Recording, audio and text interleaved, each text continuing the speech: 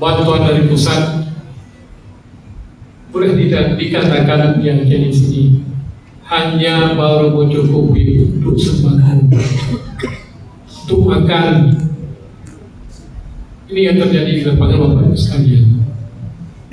Tapi untuk rehab rekon, jembatan jalan baru akan kita mulai.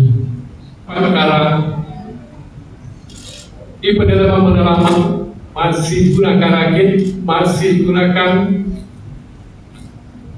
tali untuk berjalan melewati sungai. Jadi ini yang terjadi perasaan ini. Dan mudah-mudahan tahun ini dapat menjadi perubahan yang maksimal untuk kita semua. Maka dari itu saya juga membutuhkan pada kesempatan ini dan semuanya ini tahu Pak Menteri Dalam Negeri, Pak PUPR, Dinas Sosial, Pak Menhan yang telah mengunjungi Aceh. Itu sampai sekarang inilah ceritanya, inilah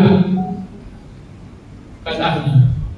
Maka kesempatan ini sekali lagi saya harapkan dapat merubah sifat mungkin